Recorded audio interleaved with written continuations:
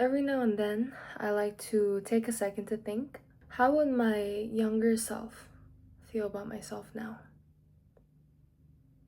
It gets me emotional just thinking about it. I think we always aspire to be better ourselves, so that we can be able to accomplish our dreams, we can be able to accomplish our goals.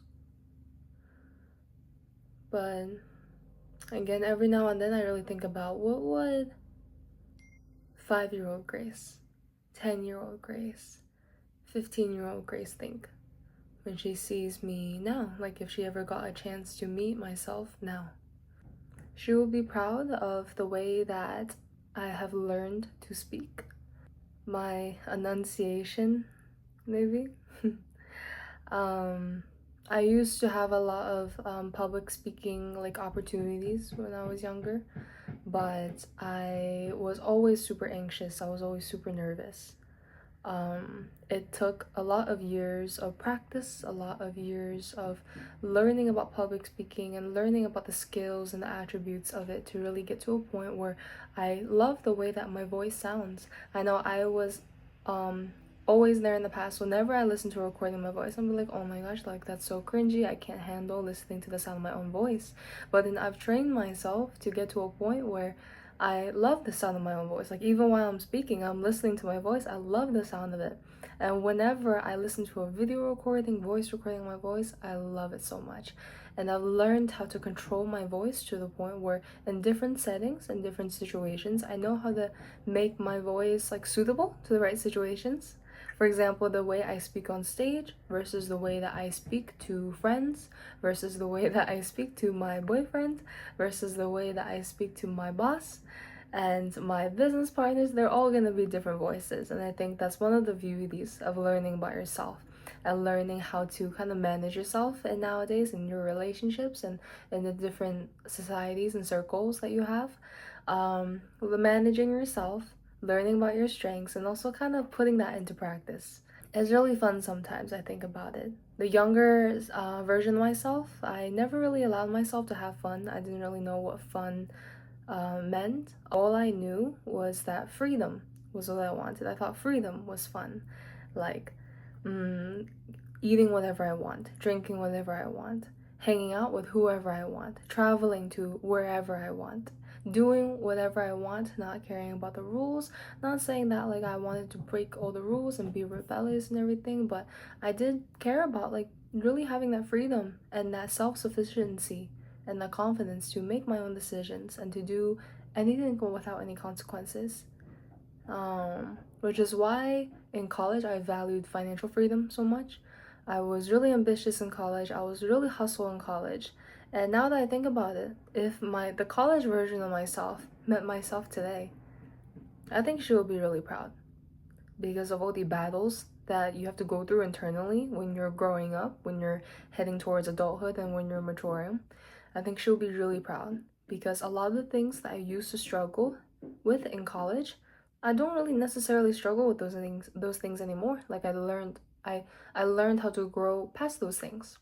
But then right now, in my current stage of life, I have struggles. I have different types of struggles. Actually, struggles that I never imagined I would be facing. But that's actually really great. That's actually really beautiful and rewarding that you get to, like, as you start to track your own progress and you start to reflect on your older versions of yourself, you get to see the progress that you made. You get to see what you learned, what are the new strengths that you've acquired, what are new weaknesses that you have unlocked and learned about yourself, and you get to continually work on those. And in 5 years, I may be reflecting on my like older version of myself, my younger version of myself again, and be like, wow, like what I experienced 5 years ago, um, those problems aren't even in the picture now. Like I have completely grown past all of those, and I think that's so beautiful about life is that things just keep moving on.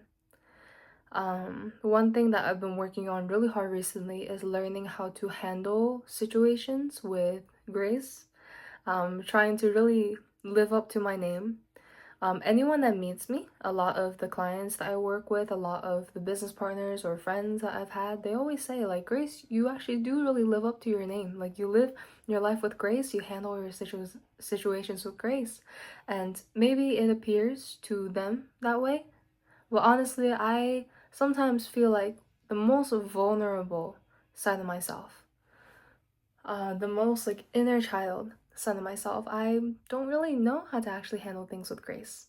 Everyone has their own perspective of you, and there are some versions of yourself or some things about yourself that only you will ever know. No one else has to know, no one else will really actually know or really understand. Only yourself would know. And that's one thing that I know. And really having that bright, positive outlook in life and really working and building upon that and really having that dedication and that discipline to live with that perspective every day. It takes effort, and it's something that I've been working on, and I know that I have been working on it, and it has been showing because people meet me and they're like, Grace, you are different. You like people sometimes say like I speak like a Instagram page, whatever, like Instagram like quote mindset quote like kind of page. um and that's what I like. I like living life with values, but it does take effort. It does take a lot of building up and a lot of growth. But the younger version of myself should be proud of the way that I can carry myself. I think the younger version of myself would not have imagined the type of life I'll be living right now. I mean, I'm still very early in my life. In my career, in my relationships, everything is starting out new. I'm grateful for the things that I have. The one thing that I've always been reassuring myself and reprogramming my mindset, to shift into the mindset of things will always get better. Whatever you are stuck in, whatever you are occupied with, whatever stress or problems that you have, just always know that they will get better. They always will get better. Time truly does heal wounds or just whatever you can't get over with right now. Just cherish everything that you have. Don't allow yourself to settle for less. One of my girlfriends called me last night, and she is still in college. She recently transferred to a new university. And she said, Grace, it's a new environment. I'm having so much fun. I'm meeting a lot of great people. And then she met someone. She's like, there's this guy though who's been giving me some attention, and I think he likes me, and I'm starting to have a little crush on him too. And it was really funny, because she called me telling me about it. I was so excited. I was so happy for her because I know that she's not the type of person that like has crushes on people easily. Like she is someone that is very, very attractive. She's young, she's attractive, she's vibrant, she has a very cute personality as well. So she's always the person that's like getting a lot of attention. But it's very hard for her to come across someone that she likes. But I thought the whole situation was really interesting because I really just I think it's like when you go through like romantic dating experiences or even just going into new environments, whenever you're establishing anything, it's like you learn so much more about yourself.